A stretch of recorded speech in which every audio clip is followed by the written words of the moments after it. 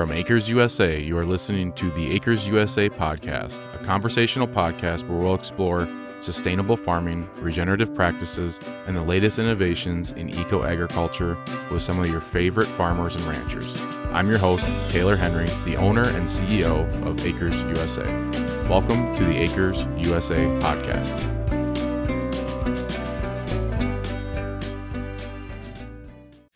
Well, good morning. Welcome to Neal Kinsey's presentation. Got a very busy day for you here at the conference, so I hope you enjoy it. Known Neal for a very long time, and he's spoken on a lot of topics, but there are sometimes topics that just aren't neatly pigeonholable into a certain category, and those are the lessons you learn only through a lifetime of work.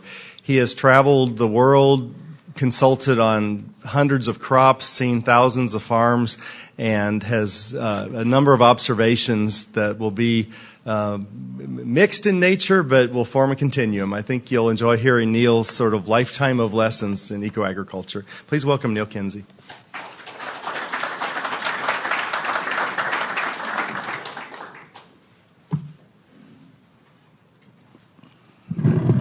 Try it this way. Thank you, Fred. Good morning, everyone. I don't have a PowerPoint this morning. I couldn't figure out, I never took pictures to tell you all these things I want to tell now.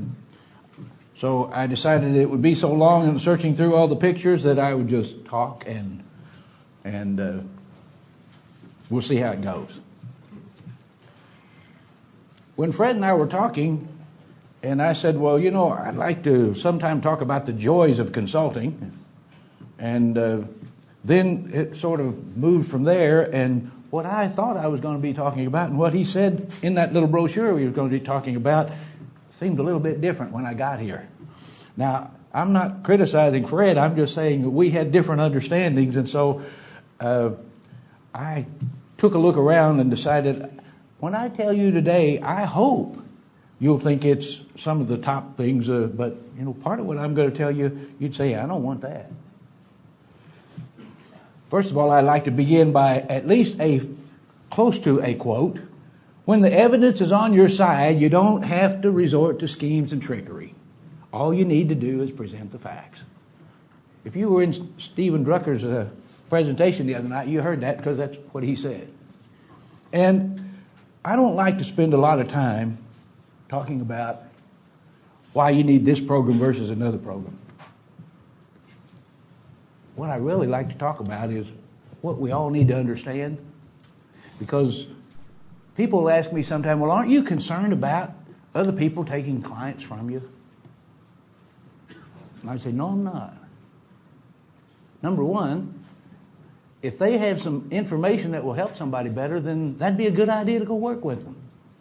Number two, if every client in the world understood this program, if every consultant in the world understood this program, there'd just be more business for everybody. That's why a lot of people ask me, well, you don't seem like you care about telling people, and they can go off and use it if they want to. They don't have to come back to you. Well, you know, we have about probably 100 consultants of various types that work with us. And they work with us because they choose to. We don't have a contract. If tomorrow they decide they want to go somewhere else, they're free to go. As long as we're helping, then that's what we want to do. And that's the same with the clients that we have as farmers. As long as we're helping them, that's fine. But if you can find somebody else that's closer that you feel like can help you better, take that chance, take that advantage, whatever you need to do. To tell what really happened is really my goal. That's why I speak. It's not a matter to try to convince everybody they need to do what we're doing. Some of the facts that I give may be considered as dry information.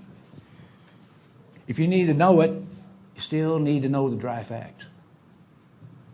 Some information is true, but hard to believe. There, you should learn for yourself on a small scale and avoid any disaster by doing it all at once. And what I mean by that is, things don't work the same all the time. Now, the laws of science don't change, but you know, the vagaries of weather do. And when I started working in the 1970s, I happened to get a chance to work with two brothers that didn't just farm, they had a fertilizer company. And when I made recommendations to one of their clients and he followed through, and they called and told him to have me call them and come see them.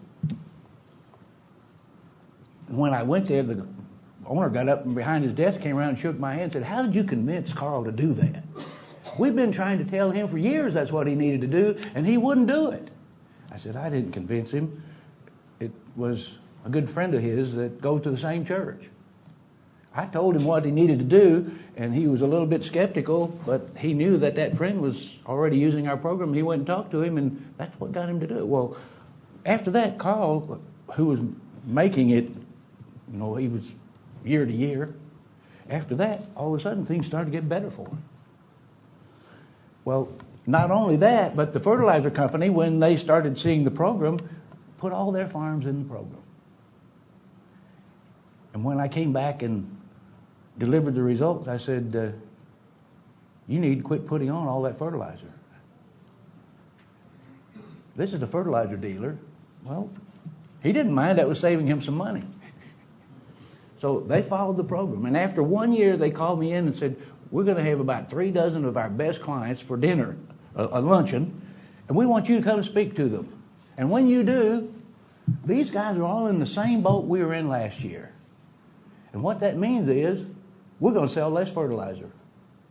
Because you're going to be telling them they don't need to use the fertilizer either, because they've been doing the same thing we've been doing. But they said, at least if we sell them what they need, they can pay their bills." And so they had the meeting, and sure enough, they said probably about everybody there is going to sign up. When these guys told them, "Well, Neal did the soils for us," and he came back and said, we didn't need to be putting on all this fertilizer. Every farmer liked to hear that. Well, sure enough, when we did the analysis, these guys had just poured on, this was back in the 70s, they just poured on fertilizer because it was low price. And they had gotten it so high, it was actually tying up their P&K was actually tying up their micronutrients and reducing their yields instead of increasing. Well, all those guys did need less fertilizer, but they started telling other fellows who hadn't been using that program. And we did soil analysis for them, and they needed fertilizer. And at the end of the year, the fertilizer company said, "We sold the most fertilizer we've ever sold." And they thought they'd sell the least fertilizer they'd ever sold. Well, all I'm saying there is, when you get to the point where you're out trying to help somebody instead of trying to compete with somebody, then everybody can benefit. So when I'm speaking today, you may hear some harsh things, but it won't be about people that are our competitors. Well, we'll see. Some information is true, but hard to believe. Maybe I'll be telling you some of that today. The question is, what are the facts that you need to know? And I'll have people come, and if it's someone that's a researcher from a university, most of the time they'll come and say, "Well, your program's just a bunch of testimonials." Because I'll say, "Well, this farmer did this, and this is what happened. This farmer did this." But you know what the farmers say? They come and say, "I'm glad you told all those examples because, then I found out, well, hey, I could do that." And a farmer wants to learn what he can do. He doesn't want to learn a bunch of dry stuff and, well, this, and this, and here's a chart. I had a fellow make a presentation once. He was a professor at a university, and he did it off the cuff. Terrific. He just stood up and talked. Asked him to do it the next year, and he came back, and he had all these charts and so forth. I didn't even understand what he was saying. He was saying the same thing he said the last year, but he was using all these graphs and charts and so forth, and I thought, that's not exactly, because before he was just talking, and it was easy to understand. Whenever he started putting all those graphs and things in there, to me, it just made it more complicated. Maybe I'm just not that kind of person. But what do you need to know? Isn't it really what reliable information you need to help you accomplish what you have set as your goals? That's what you really need. What kind of information can you get that will help you achieve your goals? What are the facts depends on who you trust. Remember, some so-called facts can be rigged. If you want to make a soil test look good, go to the farmer and say, well, we need to take a soil test right now and take them right after harvest. And then the next time you take them, say, well, you know, we can't get to it in the fall. We'll do it in the spring. And when you pull those samples in the spring, even if you pulled them in the fall and came back in the spring and they did nothing, those samples would look better. Because all the residues that break down over the winter will show up in terms of P and K, and it'll look like you put a whole lot on there when really it was there all the time. It just, as long as it's tied up in the residues, it's not showing up available on the soil test. You can make it look like, well, look how great you did. We pulled this sample in the fall, though, and then you come back, pull it in the spring a year and a half later. Facts can be rigged, and to me, some people don't understand that. They're not rigging the fact, but I think a lot of people do.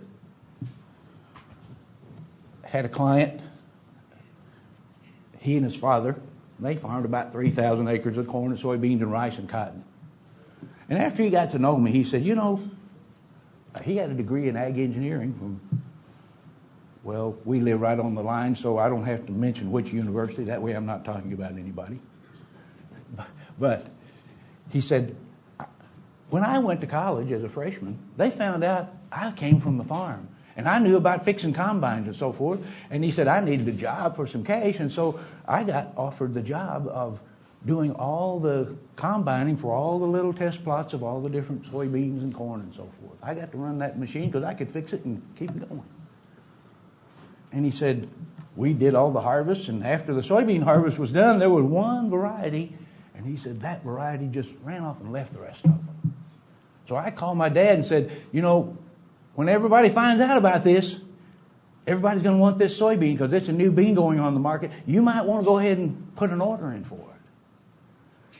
And he said, not long after that, the head of the department called me in and said, well, Ron, you made a mistake. And he said, well, what do you mean I made a mistake? He said, well, you said such and such variety was the highest yielding variety, but it was really this variety over here. This is a university research farm. And he said, I looked at him and I said, what do you mean? He said, no, this variety actually was the high yielding one. It's the one that made the highest yield. You just got those two mixed up. And he said, no, sir, I didn't get them mixed up. Because I remember I called my dad and told him that's the variety you need to be getting next year. And I didn't get them mixed up. He said, I'm sure I didn't get them mixed up. Why would you say I got them mixed up? And he said, the man actually said to me, that company paid us $10,000 for doing research. This other company paid us $100,000. And their soybean is the highest yielding soybean. And they published it that way. And he said, that's the day I quit. He said, I just walked out.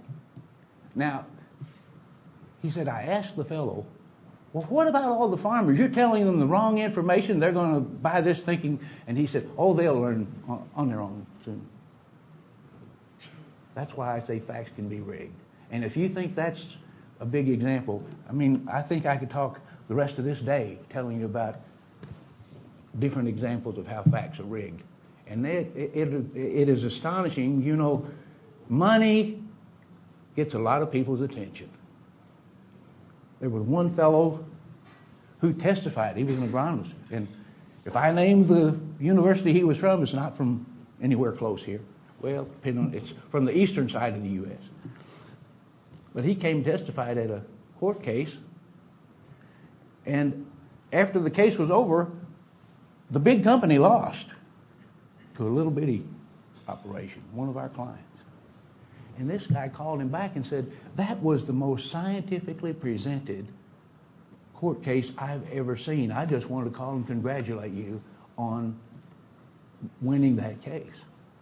And he said, by the way, if you ever need any work done in our state, well, we'd be glad to work with you. And the guy said, this guy's an organic. He's really organic and has been for years. And he said, well, in fact, we do. We need to have some research done. He said, we started working with the fellow, and he said, after time went by, we were having breakfast together one morning, and he said, I thought, I believe I can ask him. And he said, I looked him straight in the eye and said, well, Dr. So-and-so, when you came into that courtroom and you put your hand on the Bible and you swore to tell the truth, you had to know you were lying. And he said, yes, I was lying. And every one of the other professors that came in there and testified was lying, and they all knew they were lying. He said, every one of us were lying. We weren't even telling the truth. We were lying because we were told what to say. And he said, you know what happens? He said, my boss called me in and he said, such and such company, I could name the company, but I won't. Such and such company needs some people, some professors to come and testify at this court case. And we need you to go. And here's what you need to say. And oh, by the way, if we don't send someone to testify, they're going to cut out our $250,000 grant. And when they do that, we're going to have to lay somebody off, and you'll be the first one. He said, you know, I've got a wife and kids. And when somebody tells you this is what you say or else you don't have a job, he said, it isn't so simple as if you don't say it, you get a job somewhere else. Because he said, then you get on the blacklist. Nobody else is going to bring you in. And he said, essentially what it means is you just lost a good income for your wife and your family. He said, yes, I lied, and every one of the rest of them lied, and they all knew it because they're in the same situation I'm in. Facts can be rigged. On the other hand, this was not randomized replicated research, but a young fellow came home to work with his dad, who was a client of ours, and he had been working for Monsanto, Roundup Ready soybeans. And he went all over the place looking at the quality of those beans. Well, his dad didn't have Roundup Ready soybeans, but his dad was raising soybeans. And when he came home, because his dad said, look, I'm getting old, I'm going to retire. If this farm's going to stay in hands, you got to come home and start learning what to do. Well, they farmed 2,000 acres, but they did it themselves. They had one man that they hired that would haul grain for them. And the rest of it, they said, we just do in big equipment because you can't find good help. So they did the bulk of the stuff themselves. And he was on the combine one day and called me on his phone. And he said, Neal, do all your clients get 60-pound test weight soybeans? That was years ago. And I said, I think you're the first person I've ever heard mention test weight on soybeans. Don't have any idea what the test weight is. He said, well, I can tell you I worked for Monsanto for X number of years. And he said, you can't find 60-pound test weight soybeans. Well, 60 pounds is supposed to be what a bushel of soybeans weigh. He said, every one of our fields are 60-pound test weight, one after the other after the other. And he said, you don't get that by just doing the normal things. What had his father done? The thing his father had done that was different is he'd already built up the micronutrients in those soils. And micronutrients, once you get the other elements where they need to be. Now, when I say need to be, it depends on where you are in terms. If you've got really low yields, you don't have to get them very far to make some progress. But the higher those yields become, the more intricate it becomes as to what you need to change in order to get it to work better. And so in his case, what he had done, he had adequate phosphorus and potassium and sulfur. Those were there. His micronutrients were what was limiting him. And not only did he get a heavier test weight, but guess what? When you get a heavier test weight, well, you get more yield out of that, and you're hauling the same number of loads out, but they weigh heavier. And this is not an uncommon thing. This is a very common thing in terms of talking to our clients, because it isn't just a matter we get a better test weight in corn and soybeans. We'll have almond growers, and I say almond growers, that means ALMONDS. We always call them almonds, but I get used to it because we work with a tremendous amount of people that grow almonds. And one time at a meeting I was putting on, it was a small meeting, and everyone stood up and introduced themselves, and Tom stood up and introduced himself, said, I'm a consultant, and I consult with this and this and 5,000 acres of almonds. And he sat down, and a couple of guys later stood up, and he said, well, I'm so-and-so, I'm president of the Rare Fruit Growers Association, and this and this. And by the way, Tom, it's not almonds, it's almonds. And Tom looked at Jim and said, well, Jim, you say almonds, and I say almonds, and we both know the difference. Well, I didn't know the difference, but I wasn't going to interrupt everything, and I just thought, well, I'm going to ask Tom the difference at break time. So break came, and Jim and Tom were standing there pretty close together. I said, before you fellows leave, look, this almond and almond situation, Tom said you both knew the difference, but I don't. Tom said, well, Neal, here's the difference. He said, when you grow them, they're almonds. But when you harvest them, you shake the L out of them, then they're almonds. But the growers call them almonds. Well, as far as these fellows with the walnut growers, the almond growers, they'll call and say, same size containers, but they weigh differently. A client in South Africa that grew onions and potatoes flew me in over.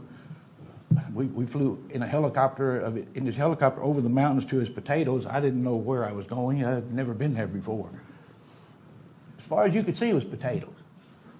And he told me he had problems, and when we flew over that mountain and I saw the color of those potatoes, I said, Carl, I have to tell you, I don't believe I've ever seen such uniform potatoes from the air.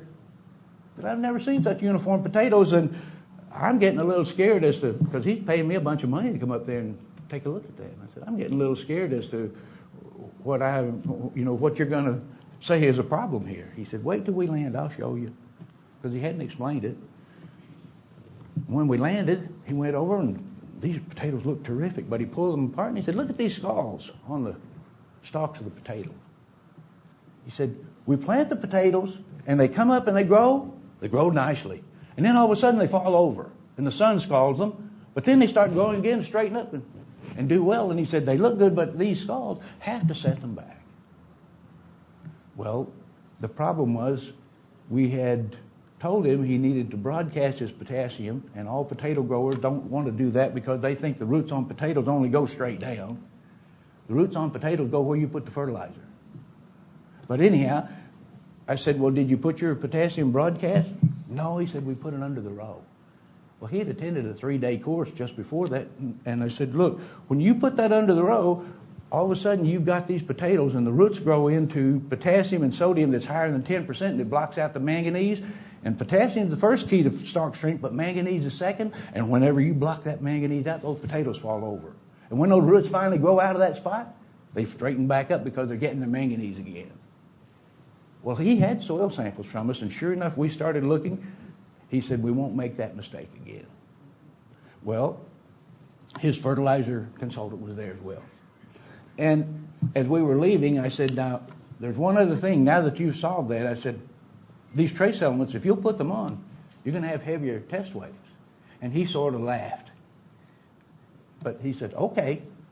Well, 3 years later, the consultant called me and he said, Neal, Carl says tell you hello, and that he forgot what you said about potatoes weighing heavier. And I told him it'd be about 3 years.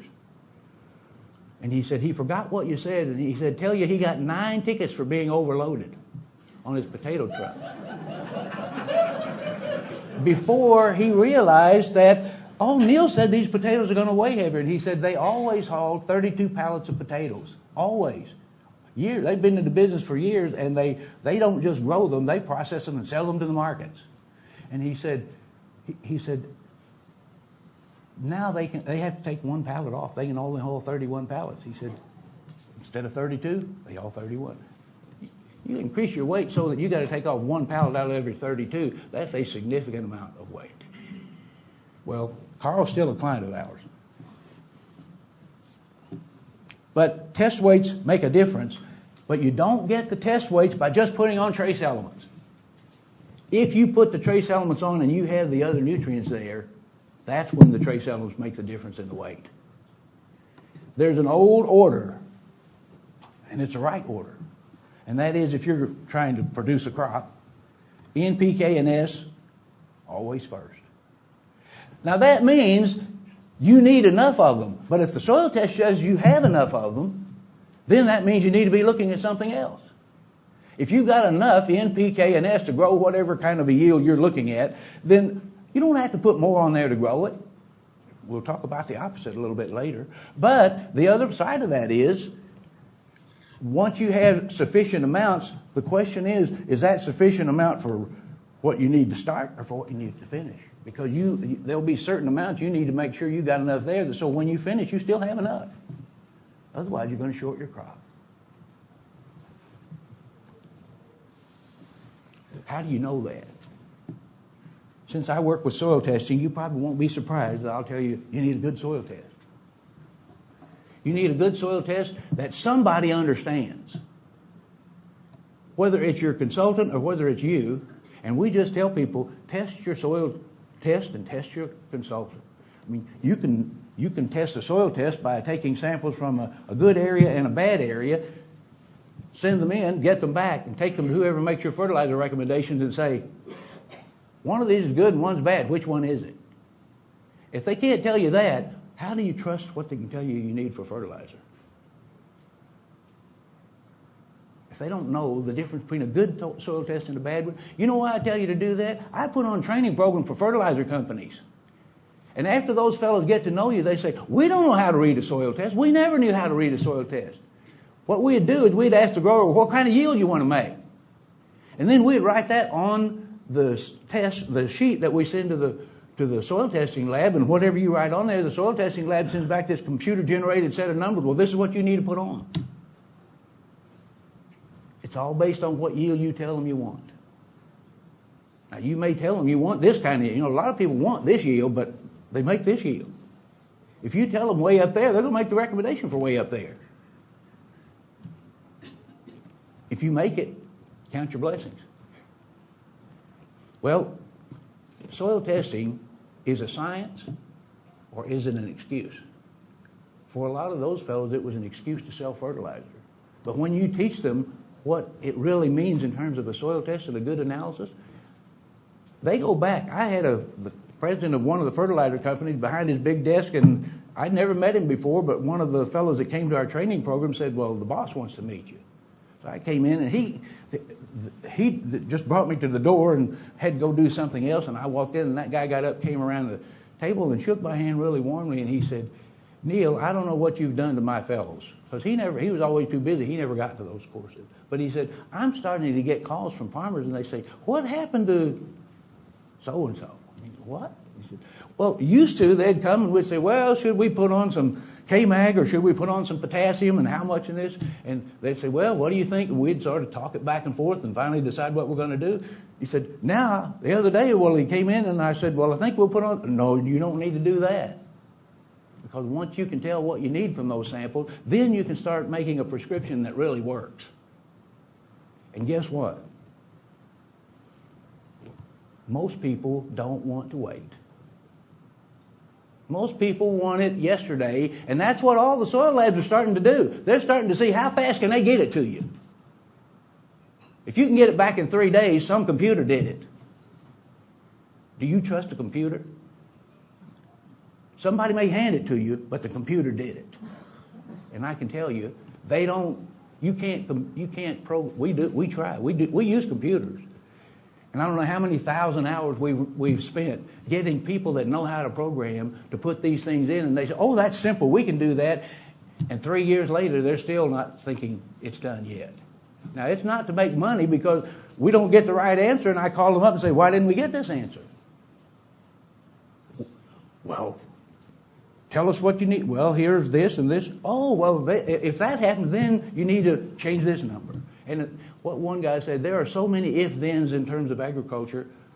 You know, those computer programs, if somebody works a computer program and gives you a recommendation off it, they're just making a hit and miss kind of, well, maybe they're a whole lot smarter than we are. Maybe they're giving you a better than a hit and miss. But most of the time, a computerized report that comes back to you in 3 days is just a cookbook. Taken out of a cookbook, and that's what you get. Now, understand, I'm no cook, but I do know this. When you take a recipe and give it to 3 different people and give them all the same ingredients, it'll probably come out 3 different ways. So it isn't a matter that when you even give the correct information that it's always going to be just like this, because there are other factors that are in there. There are other factors that have to be considered. And in terms of a soil test, I'll tell you, with the Albrecht program, it's really 3 parts. It's not 1 part. If you want a soil test from the Albrecht program, if it's an extreme sand, the approach has to be completely different than if it's a medium to a heavy soil. And if it has extreme excesses, the approach has to be completely different again. There is no one soil test that tells you every answer. You've got to know when to use which ones. You know when to use the extreme sands versus the medium to heavy soils by the exchange capacity. You know when to use the ones for extreme excesses by the amount of the overage in terms of percentages when they get way out of hand. And there are soils that do that. Hey Eco Farmers, this is Taylor Henry with Acres USA. I hope you enjoy this podcast as much as I enjoy interviewing these folks. If you're serious about regenerative agriculture, I've got an incredible resource you need to check out, the Acres USA membership. You farm in the physical world, and you deserve a physical printed magazine to match. Since 1971, Acres USA magazine has been the leading voice in ecological agriculture, delivering the best insights from regenerative farmers, agronomists, and researchers to help you farm profitably without toxic chemicals.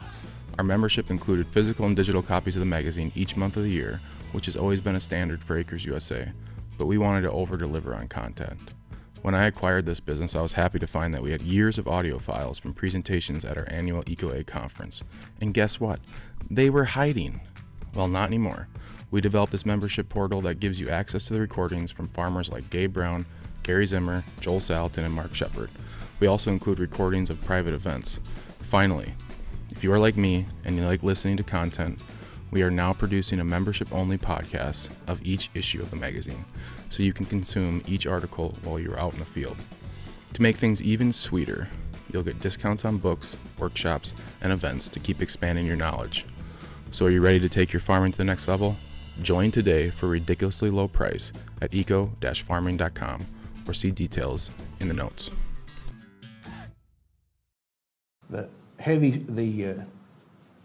A lot of the soils, they don't have to just be heavy, but the soils of the western U.S., a lot of those soils have extreme excesses, and if you try to treat them the same way we treat the soils east of the Mississippi River, you'll cause them to spend money, but you won't necessarily cause them to improve their yields. You have to use the right program to get the best answers for each client. You know what the first part of that program is? Don't try to get one formula for the whole farm unless you got a place about big as this room. And a lot of times that's still a mistake. Any difference you can see, then you should decide in your head, is that large enough to fertilize separately or not? If it's a smaller area and it's not large enough to fertilize separately, don't sample it, just stay out of it. But just know it's never going to work right until you find out what it needs, not what the rest of the soil needs. If you've got a problem area, you can't treat the problem area like everything else and it's going to go away. The first client I signed up in the state of Missouri had a problem area in a field right along the road, and he said, look, it's not big enough to treat separately. And it wasn't. It was half the size of this room. He didn't want to mess with it. But it was always there. Every crop, whatever grew there, never grew like the rest of the field. 15 years later, it was still there. 20 years later, it's still there. Until you address what's wrong with that and then go in there and treat it, it's not going to change it. You have to work at making a soil test work. And the first key is analyze what you see, and if you can see different grasses growing in areas, if you can see different weeds growing in different areas, if you can see the crop growing differently, if it's different color soil, if it's different kinds of terrain, any one of those, anything you can see that's a difference, generally there's going to be a nutrient difference. I just say generally, almost always. Everything grows because there's a reason why it's growing there or not growing there. It's just a matter, can we find them? So then the question then becomes, how critical is the information to you? Right now, we do more samples for corn than any other crop, but I think maybe in the next 5 years or so, we'll probably be doing more soil samples for wine grapes than we do for corn. And the reason is, little spots are more critical to a wine grape grower. You know, when they see a spot in the area and they mix that, they either have to skip those grapes or mix them in and then bring down the quality of what they're doing. They'll go in there and they'll treat small areas even if they have to do it by hand. So that's why I say, how critical is the information to you? Working with the program is not like applying a herbicide or a pesticide. That's one of the reasons it doesn't appeal to a lot of big commercial operations. 2 reasons. It costs more than the standard test they can get from any general laboratory, and they don't like the idea of paying much money for soil tests. Second reason is, their client, like one of the guys said, well, you know, you can go out and sell a herbicide or a pesticide, and if it's a herbicide, the weeds die in a few days. If it's a pesticide, bugs are dead the next day. You can show the farmer it worked. Look there, it worked. But he said, when you take a program like this and you say, well, you know, it's going to take some years to improve, that's not necessarily a program you can just go out and say, hey, see there, it worked. It takes some education in order to make it work. And it takes education for the people to see it work. What I'm saying there is it requires study to know for somebody. Somebody needs to study to see what needs to be done. And I'll tell you what, most fertilizer companies today will tell you that they don't have anyone coming to tell their reps what to do like the big manufacturers or mining companies used to do. They said, we don't get that kind of information anymore. Fertilizer information is being lost, and it's going to be lost if it doesn't because basically what people keep getting told is, well, you know, just put on the nitrogen, put on the phosphorus, put on the potassium, and if your pH is low, now there may be some micronutrients that are talked about, but most people that talk about micronutrients, they'll tell you put a little bit on. But if you put a little bit on, in a lot of cases, it will never solve your problem.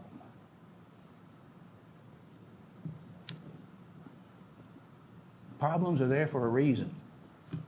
When something happens that's not expected, unless you understand the foundational principles, it's easy to give up. And there are a lot of people you can talk to who say, oh, the Albrecht system doesn't work. It's like one of the consultants that I work with who worked with thousands and thousands of acres of really high dollar crops, and he says, you know why it didn't work? Because they weren't thinking it was going to work in the first place, and they didn't look for the reason why it wasn't working. And what happens is, if it's based on science, there's a good reason for it. It may take a while to find it. But once you base this on just simple science, it isn't rocket science. You just base this on the understanding of simple chemistry, simple physics, and simple biology, and it's not that you got to go to school and read all the textbooks. It's just knowing that that's how it works. Once you understand the program, then you start looking for the why. If this didn't do like you thought it was going to do, why didn't it? When it doesn't work, there's a good reason. Most of the time, the reason is somebody misunderstood what you said, or assumed you said something you didn't. You just have to learn what it is, and normally somebody else has already faced that problem. We just have to know it's your problem. And you don't have to talk to us.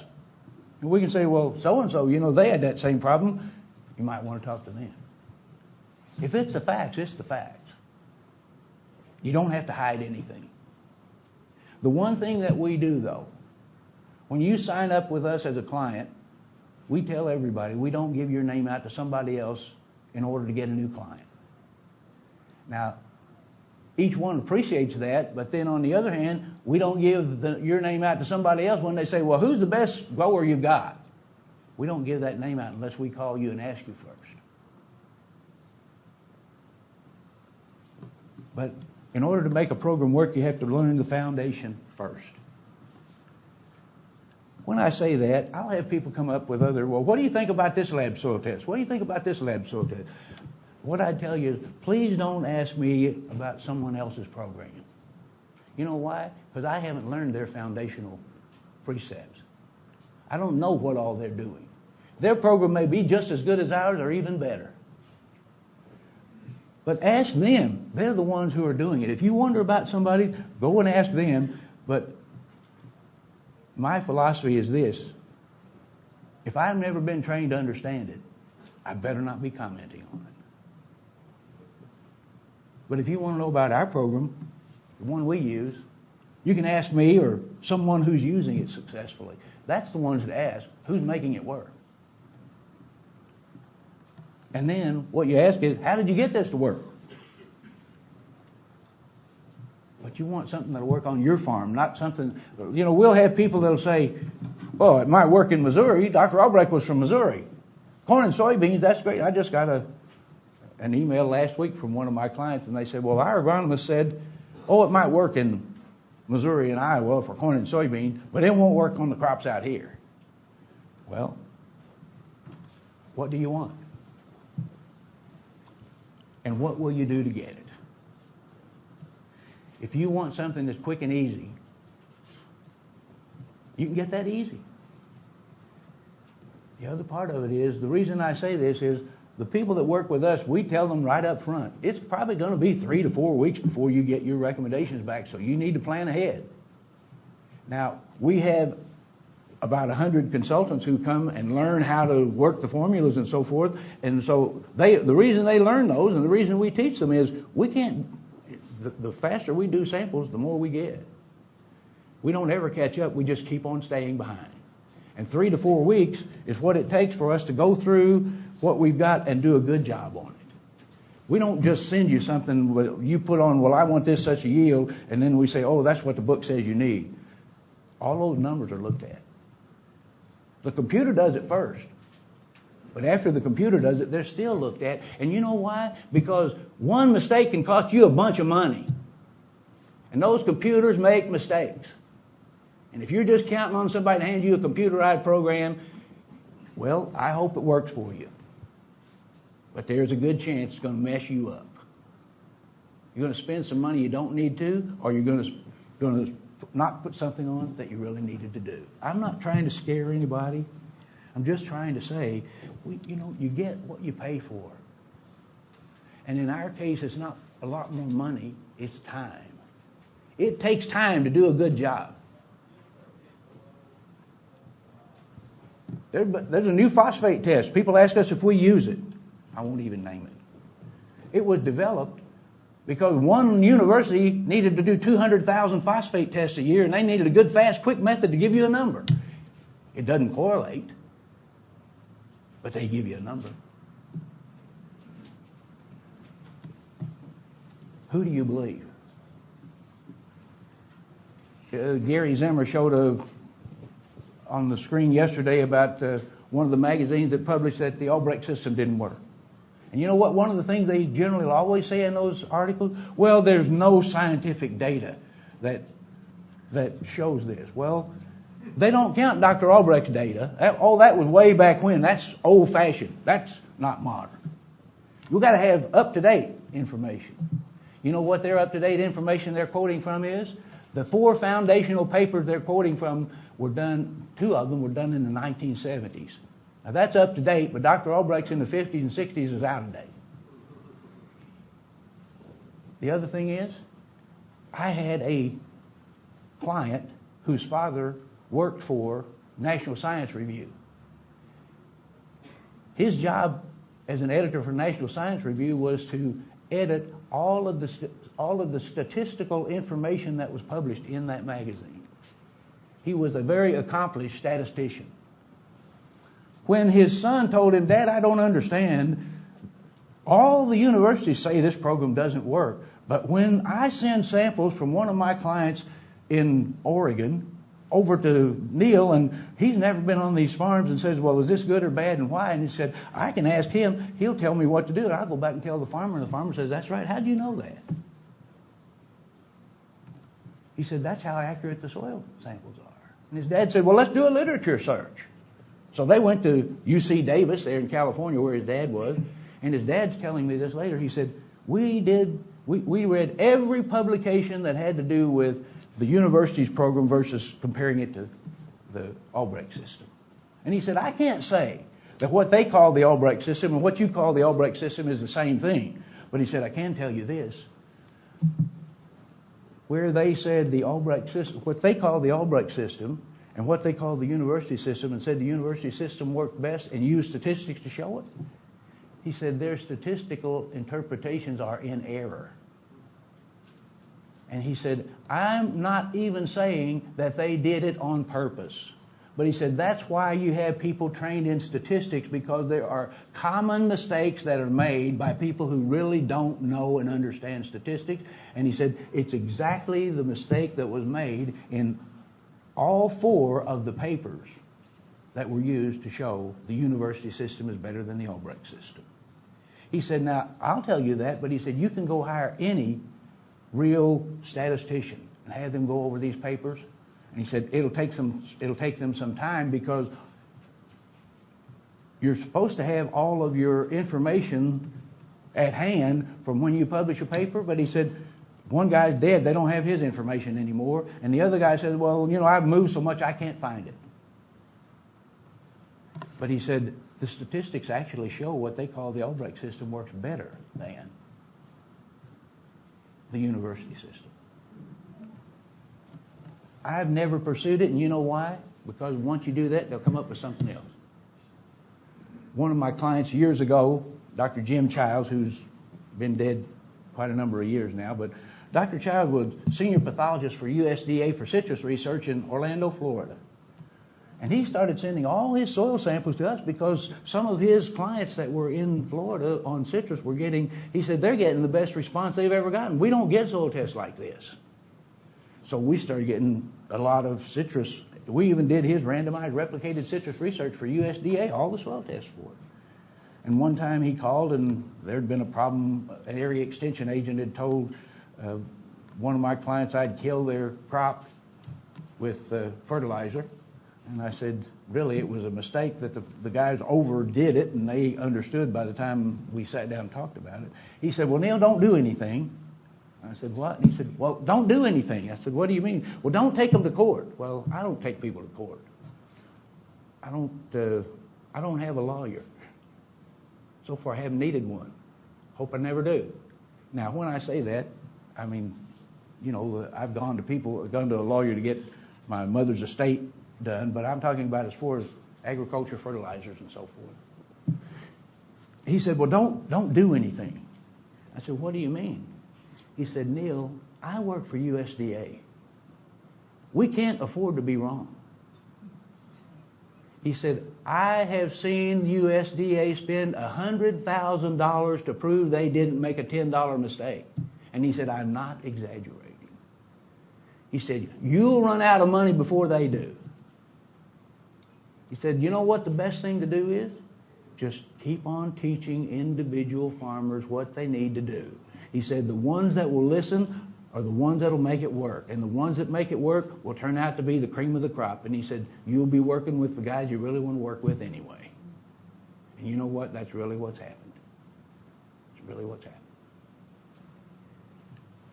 So I don't try to give a rebuttal to every article that comes out. Almost any time, if I go speak in South Africa, there's going to be an article in one of those farm magazines that says this doesn't work. If I go speak in New Zealand, there's going to be an article that says it doesn't work. Wherever you go, and they'll publish the same, it'll almost be the same article that was somewhere else. The words are changed around a little bit, but it's almost the same order and everything. They've got one pat answer. Well, I just want to tell you, we're not going to confront anybody, but all of a sudden things might change. And thanks to an organic meeting that was put on in the state of Missouri, Missouri organic growers asked me to come and speak. After it was over, one of the fellows came up, shook hands, and was asking me some questions. And he says, well, I do work on compost and cover crops at University of Missouri. And he said, I've heard about this program. And he said, my father lives down in your area. And I know some of the farmers that are on your program, and they're getting really good results. And I think it's time that the Albrecht program be tested against the university program at the university farms. And he said, I want to do it. I said, you're going to tell the agronomy department? Because if you do, they're probably going to try to shut you down. And he said, they can't. Because I'm not hired by the university, I'm paid by the U.S. government. And then I thought, well, I wonder how much it's going to cost. And he said, what do you charge for soil samples? Because we want to send you the soil sample. We want you to make the recommendations for the Albrecht program. So they send us soil samples like any farmer. They pay for the samples. We make the recommendations, and it comes back to them.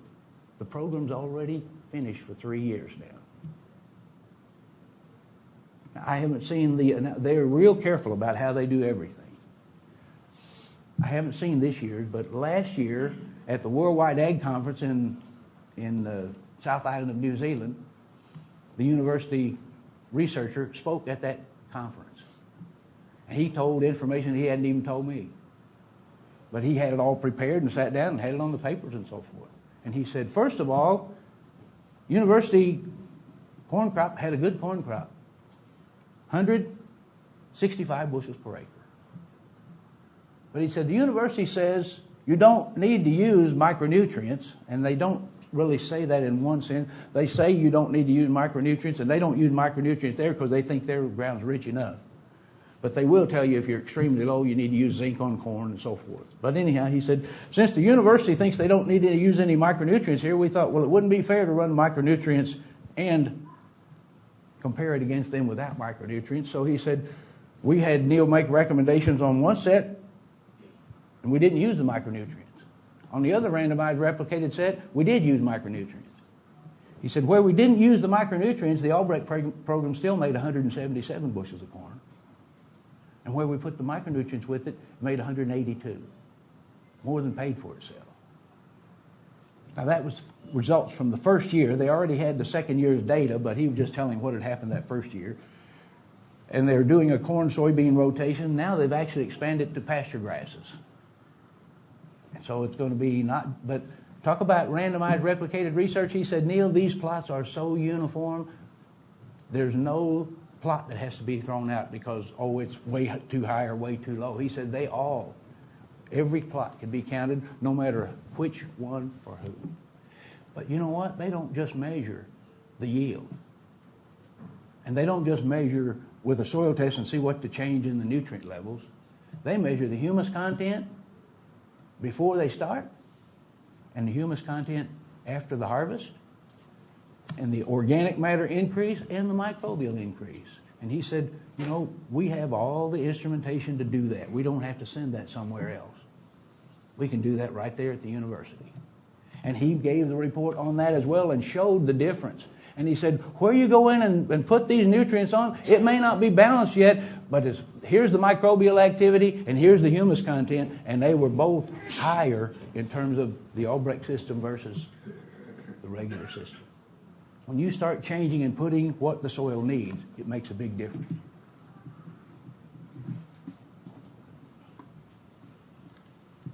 Correcting the nutrients increase the humus and the soil biology. And I can guarantee you we used a lot more sulfur than a lot of microbiologists will tell you is good for the soil.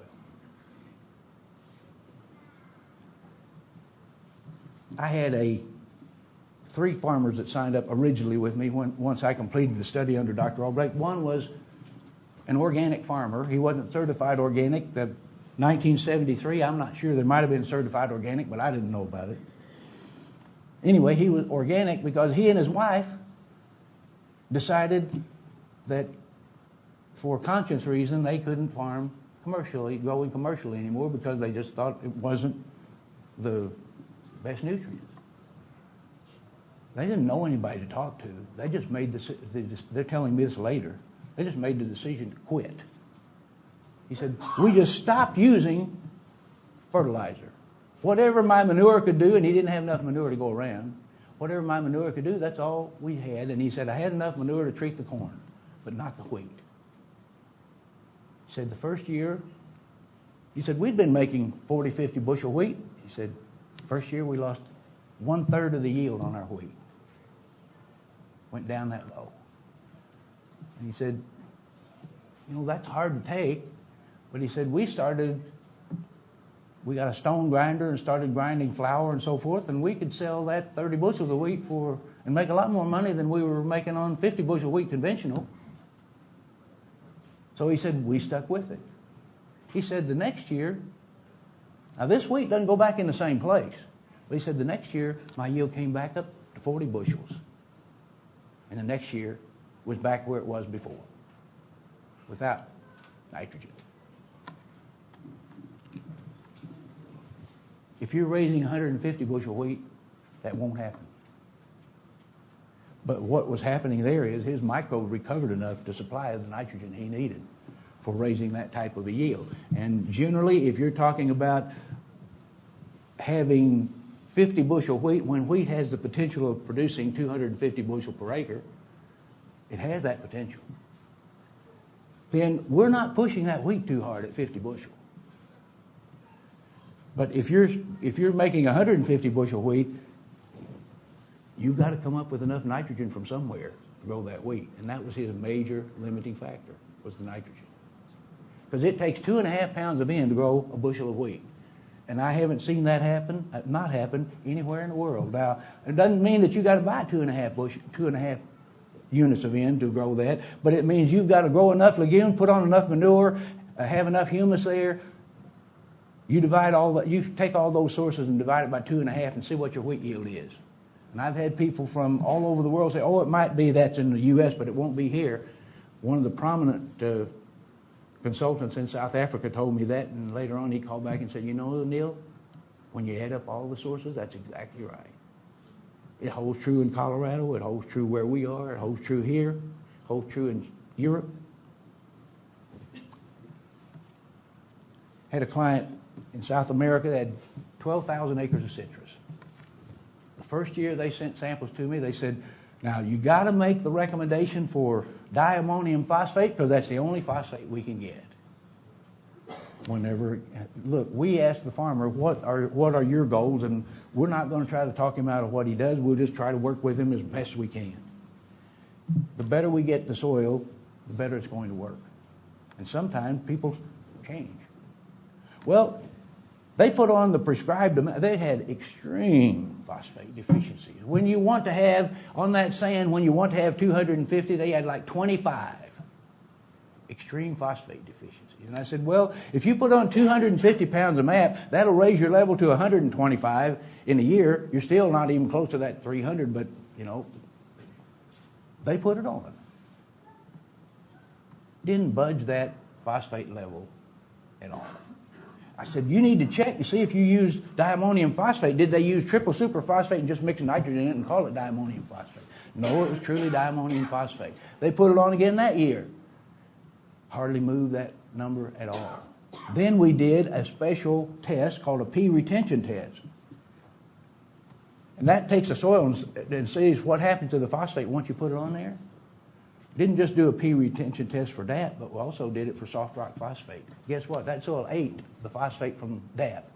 But when you put soft rock phosphate on there, the level built right up. When we told them that, look, you're never going to build your phosphate level unless you use soft rock, they ordered shiploads of soft rock and changed to do it. Sometimes when you can show people, if you just show them the facts and show them what's happening, that's the way to get results. Well, Fred came in a while ago and showed me that time was about up. Just let me say one other thing. I hope, he said I'd give you a bunch of tips. Well, I'm not sure most of these would be tips that, other than to do the best job you can on soil test, I'm not sure how well that'll help, but I will tell you this. You can overdo anything. I wrote an article one time that you could use too much calcium, and it came out just before an acres conference. And one of the people at the conference came to me, and he was really upset, almost red in the face. He said, Neal, you cannot use too much calcium. Well, it depends on how much you need and what your definition of too much calcium is. I had a client in northeast Arkansas, 32,000 contiguous acres. When we did the soil analysis on them, I said, the soil test shows you need 18 tons of high calcium lime, but you probably only need 10 to 12. Most people would just turn around and walk away. This was a family-owned corporation. They did experiments on 300 acres and put on 4 tons of lime to the acre just to see what would happen. Made so much difference in their soybeans. Just that wasn't all they were going to have to put on, but it made so much difference. They said, look, we're going to stick with this program. Well, they kept on adding the lime on those areas until it took between 10 and 12 tons of calcium carbonate limestone to get the calcium where it was supposed to be in the first place. Now, if you think everybody needs that because that place could stand it, you got to measure what happens there, because another client right on the Ohio-Michigan border called me, and their dad decided you couldn't use too much calcium, and he put enough calcium on. The Albrecht test was 68, and he put enough calcium on it to get it up to 80% because people told him 80% works better. Soybean yields went from 50 bushel to 30 bushel in 1 year, and they didn't come back until they got that calcium out. You can use too much of anything. It's a matter of measuring what your capacity is and then supplying what's needed. And when you do that, that's when it works the best. I'll tell you, the more you can learn about soil testing and do it properly, the better it's going to work for you. That's really a great tool, but you have to use it properly. Thanks very much for coming, and appreciate it. I'll be around here for a while. I have to leave at noon, so if you have any questions, I have to leave at 11:30. If you have any questions, I'll be around right outside. Thanks very much.